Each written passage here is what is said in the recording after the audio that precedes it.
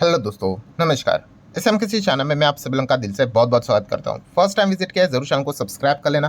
Free stock market classes इस channel को भी चाहो तो फॉलो कर सकते हो, सब्सक्राइब कर सकते हो। यहाँ पर भी बेल आइकन को हिट करके ऑल जरूर सिलेक्ट करके रख लेना। इस चैनल का लिंक आपको ऊपर आई बटन पे नीचे डिस्क्रिप्शन में मिल जाएगा। एंड आज के दिन की बात करें, इस चैनल पर जो वीडियो आया है उसको गलती से भी मिस मत करना।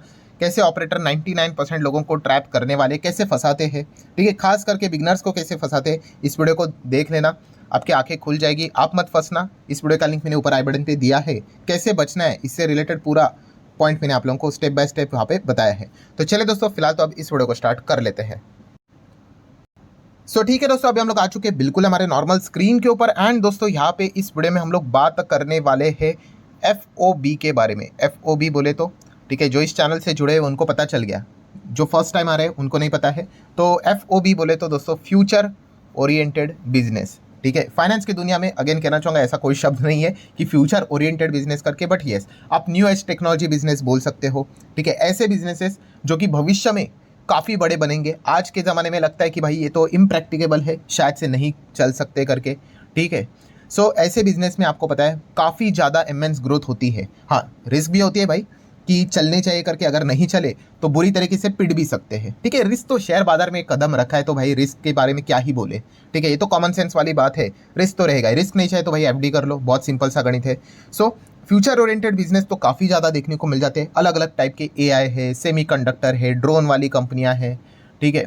बहुत सारे आप लोगों को मिलेंगे। गेमिंग इंडस्ट्री, एथेनॉल वाला बिजनेस है। बट इस वीडियो में हम लोग कौन से बिजनेस की बात करने वाले दोस्तों, जिसको कोई इंट्रोडक्शन की जरूरत नहीं है। Yes, electric vehicle. Yes, electric vehicle की अगर हम लोग बात करें दोस्तों, तो इससे रिलेटेड एक बहुत ज़बरदस्त खबर हम लोग को देखने को यहाँ पे मिल रही है। मतलब देखिए, जब भी मैं इलेक्ट्रिक व्हीकल की बात करता हूँ ना, काफ़ी अच्छे कमेंट यहाँ पे मतलब आ जाते हैं, ठीक है। कौन से वाले कि सर इलेक्ट्रिक व्हीकल अगर देखा गया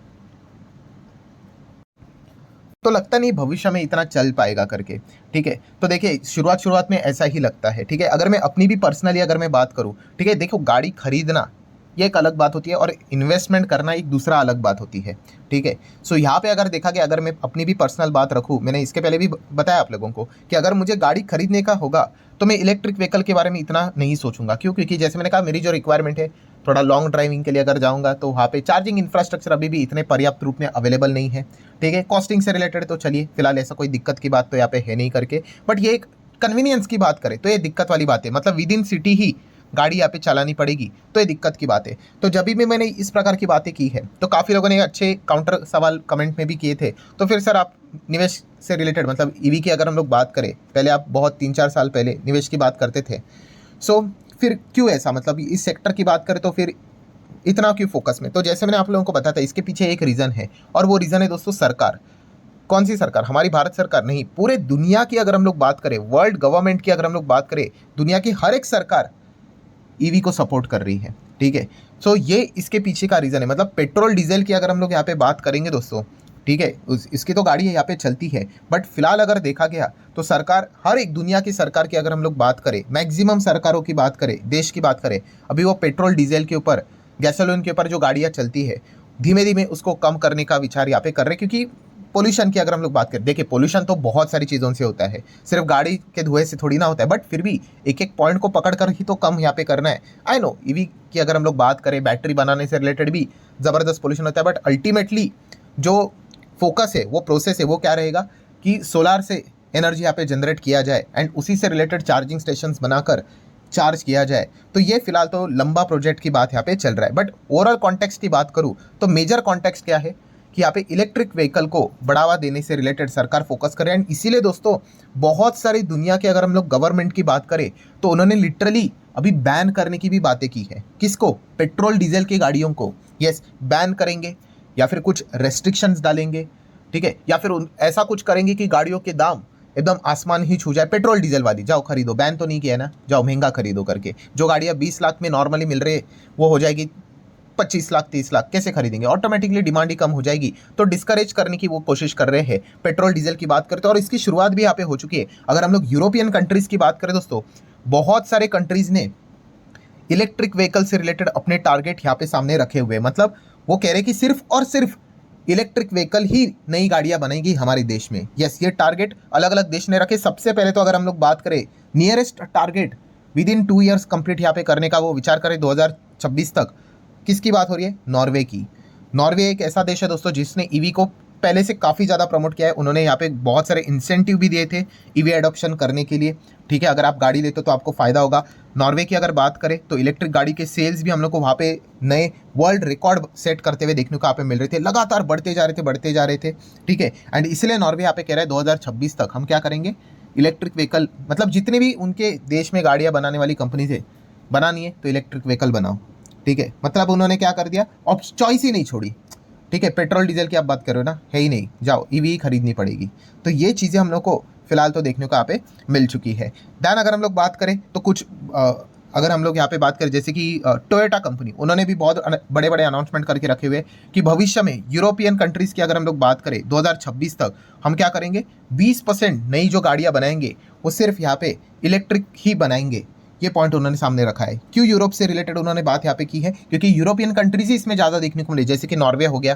देन आगे 2029 का टारगेट किसने दिया है, जर्मनी, अगेन यूरोपियन कंट्री की बात करें, उन्होंने भी बोला है कि हम भी 2029 तक पूरी तरीके से, कोशिश तो रहेगी, देखिए थोड़ा ऊपर नीचे तो होगा ही होगा, ठीक है। 29 बोला मतलब 29 ही होगा, नहीं 30 हो सकता है, 31, 32, चलो 35 भी पकड़ लो, बट टारगेट है उनका। क्या करना है कि सिर्फ इलेक्ट्रिक गाड़ियाँ बनेंगी हमारे देश में, ठीक है। कहाँ जाएंगे लोग फिर, पेट्रोल डीजल तो खरीद ही नहीं पाएंगे नॉर्मली अगर हम लोग बात करें तो ये टारगेट है 2030 तक के। अगर हम लोग बात करें तो टारगेट कौन से कंट्रीज़ ने रखा है, एक इजराइल ने रखा है, देन अगेन यूरोपियन कंट्री सामने आगे, ग्रीस की बात कर ले, एक और यूरोपियन कंट्री स्वीडन की बात कर ले, एक और यूरोपियन कंट्री डेनमार्क की अगर हम लोग बात कर ले, तो ये जो कंट्रीज़ है उन्होंने भी कहा है कि 2030 तक हम भी यही करेंगे कि जितने भी गाड़ी बनाने वाली कंपनीज़ है उनको बोलेंगे भैया बस ईवी ही अपने यहाँ पे बनानी है करके। 2035 की बात करें तो किसका टारगेट है, चाइना का टारगेट है। और हर कोई सोच ही रहा होगा भाई सभी के नाम ले लिए, हमारे भारत देश का नाम ले लो, तो हमारा टारगेट है दोस्तों 2040 तक का, 2040 तक हमने प्लान करके रखा हुआ है कि हम जो भी हमारे देश में जो कंपनियां रहेंगी, गाड़ियां बनाएंगी, वो इलेक्ट्रिक व्हीकल के ही गाड़ियां बनाएंगी। ये फिलहाल तो ऑन पेपर सारी चीज़ें हम लोग को देखने को यहाँ पे मिल चुकी है। एंड इसीलिए बहुत सारे कंपनीज़ की अगर हम लोग बात करें, उन्होंने भी अनाउंसमेंट किया है कि आने वाले समय में भी हम क्या करेंगे, सिर्फ ईवी वाली ही गाड़ियां बनेंगे। वोल्वो की बात कर ले, फोक्सवैगन की बात कर ले, उन्होंने बोला 2026 तक 10 इलेक्ट्रिक व्हीकल गाड़ियां वो बाजार में उतारेंगे, उनके मॉडल्स। मतलब हर कोई ईवी को फोकस करते हुए देखने को यहाँ पे मिल रहा है। अभी देखिए हर कोई कंट्री ये नहीं बोलेगा कि हाँ हम रेडी है करके, ठीक है। अभी इतने सारे देश तो रेडी थे, बट कोई ना कोई रेडी भी नहीं होगा, तो उनमें कौन रेडी नहीं है। तो खास करके अफ्रीकन साइड के जो कंट्रीज़ है उन्होंने यहाँ पे मतलब ऐसा नहीं बोला है कि हम नहीं बनाएंगे करके, बट उन्होंने सपोर्ट नहीं, मतलब साइलेंट है आप ऐसा बोल सकते हो, विरोध नहीं किया है। अब ये बाकी कंट्रीज ने तो सीधा बोल दिया, टारगेट ही दे दिए कि हम लोग बनाएंगे ईवी से रिलेटेड सारा इकोसिस्टम, ठीक है। अफ्रीका वाले शांत है, यूजुअली हम कह सकते हैं, क्योंकि इकोसिस्टम डेवलप करने के लिए भाई पैसा चाहिए, सिर्फ गाड़ियाँ बनाने नहीं है वहाँ पे। जैसे मैंने कहा कि वो पेट्रोल पंप जैसा रहता है, वैसे ही ईवी चार्जिंग इंफ्रास्ट्रक्चर बनाना ये सबसे बड़ा खर्चीला काम है, ठीक है, इतना सिंपल नहीं है। तो शायद से अफ्रीकन कंट्रीज़ की बात करें, थोड़े से आपको पता ही है फाइनेंशियली इतने ज़्यादा स्ट्रॉन्ग नहीं होते, तो ये वन ऑफ द कंसर्न हो सकता है। दैन अगर हम लोग बात करें, ये तो कोई बताने की ज़रूरत नहीं, जो कंपनियाँ, जो कंट्रीज़ क्रूड ऑयल बेचती है वो भी साइलेंट है, किसी ने भी कुछ नहीं बोला है कि उनका टारगेट क्या है करके। ऑब्वियसली अपने पेट के ऊपर कौन लात मारेगा, ठीक है। बट काफ़ी सारे गल्फ कंट्रीज, मिडल ईस्ट वाले समझ चुके हैं कि भविष्य में हम कह सकते हैं कि क्रूड की जो डिमांड रहती थी पहले जिस प्रकार से, वो धीमे धीमे करके कम होगी जिस दिन पूरा ये जो इकोसिस्टम है ईवी का वो सक्सेसफुल हो जाएगा करके। तो इसलिए काफ़ी सारे ऐसी कंट्रीज़ भी आप देख सकते हैं जो ऑयल से रिलेटेड ही उनकी इकोनॉमी चलती है, उन्होंने अलग अलग चीज़ें करना स्टार्ट कर दी है, टूरिज्म को बढ़ावा देना स्टार्ट कर दिया, अलग अलग चीज़ें बनाना स्टार्ट कर दी, क्योंकि लॉन्ग टर्म में अगर देखा गया कभी तो जाके ये चीज़ें रुक जाएंगी। तो इसलिए ये सारी चीज़ें वर्क होते हुए देखने को मिल रही है। ध्यान आ जाते हैं दोस्तों हमारे भारत देश के ऊपर कि हमारा भारत देश का क्या टारगेट है यहाँ पे। एंड ईवी की जब भी बात होती है तो नितिन गडकरी जी हमारे सामने आते हुए देखने को मिल जाते हैं। तो नितिन गडकरी जी ने भी यहाँ पे एक बात बोली है, एक पहले तो कॉमन मैन को ही बोला है कि भाई आप डीजल वाली तो गाड़ियाँ बंद कर दो खरीदने से रिलेटेड, ठीक है। अभी थोड़ी ना लोग मानेंगे सुनेंगे करके। देन उसके बाद उन्होंने चेतावनी दी है, वार्निंग, किनको, कार मैन्युफैक्चरर को। उन्होंने बोला है भाई आप डीजल गाड़ियाँ बंद ही कर दो, मत बनाओ अभी, ठीक है। धीमे धीमे करके वो पेट्रोल भी बंद करने बोलेंगे, बट पहले तो वो बोल रहे भाई डीजल गाड़ियाँ मत बनाओ करके, ठीक है। एंड इसी से रिलेटेड उन्होंने एक लेटर भी लिखा है, किनको, फाइनेंस मिनिस्टर निर्मला सीतारमन जी को, कि एक काम कीजिए डीजल के गाड़ियों के ऊपर आप जीएसटी बढ़ा दीजिए। महंगी हो जाएंगी ना, तो ऑटोमेटिकली लोग क्या करेंगे, पेट्रोल की ओर आ जाएंगे, एंड नहीं तो ईवी की ओर चले जाएंगे। अभी पेट्रोल की ओर भी, पेट्रोल को भी धीमे धीमे करके कम करेंगे, ठीक है। बट ये फिलहाल तो प्लान देखने को पड़ा, इसलिए तो बीच में हम लोगों ने यहाँ पे देखा था, उन्होंने क्या बोला था, नितिन गडकरी जी ने यहाँ पे वार्निंग दिए थे डीजल व्हीकल वाली कंपनीज को कि 10% जीएसटी आपके ऊपर हम लोग इंक्रीज करेंगे करके, डीजल इंजन के ऊपर। एंड फाइनेंस मिनिस्टर को उन्होंने यहाँ पे रिक्वेस्ट किया था। अभी वो सुनेंगे नहीं सुनेंगे वो तो देखने वाली यहाँ पे बात है, बट ओवरऑल कंक्लूजन समझिए।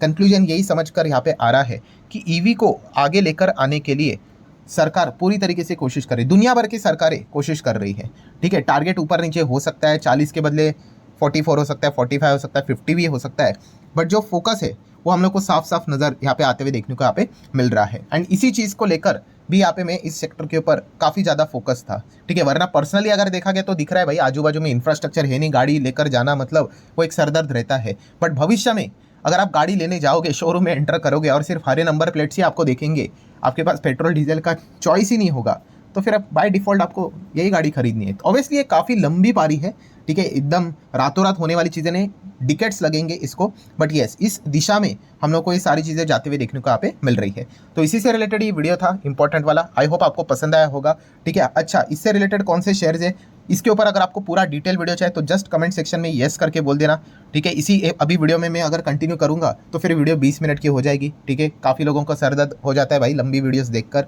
एनीवेज, सो अगर अच्छा रिस्पॉन्स आए तो कल ही शायद से मैं इसी के ऊपर वीडियो बनाऊंगा। सारी चीज़ें कवर करेंगे, 4 wheeler, 3 wheeler, 2 wheeler, heavy vehicles cover करेंगे, चार्जिंग इंफ्रास्ट्रक्चर भी कवर करना पड़ेगा भाई ईवी से रिलेटेड, ठीक है। तो सारे कंपनीज को जितना हो सके, वैसे तो मैंने इसके ऊपर काफ़ी वीडियोस बनाए हैं, बट काफ़ी नए लोग भी आ जाते हैं तो उनको भी सीखने को मौका मिल जाता है। सो आप चाहो तो जस्ट यस बोल देना कमेंट सेक्शन में, अच्छा रिस्पॉन्स आया तो इस टॉपिक को भी हम लोग कल कवर करने की कोशिश जरूर करेंगे। ईवी से रिलेटेड कौन कौन से अच्छे कंपनियां हम लोग को बाजार में देखने को यहाँ पे मिल रही है, तो आप चाहो तो उनको भी स्टडी कर सकते हो। तो चलिए फिलहाल इस वीडियो को यहीं पे रखना चाहूँगा। वैसे आपको क्या लगता है वो भी आप अपनी राय कमेंट सेक्शन में भी यहाँ पे छोड़ सकते हो, ईवी सक्सेसफुल होगा या नहीं होगा करके, ठीक है। तो चलिए मिलते हैं अगले वीडियो में, या फिर देखते हैं इसके बाद वीडियो बन पाता है कि नहीं, वरना कल मिल सकते हैं, ठीक है। तो चलिए that's it, thank you very much. So we will be meeting, तब तक के लिए बाय बाय।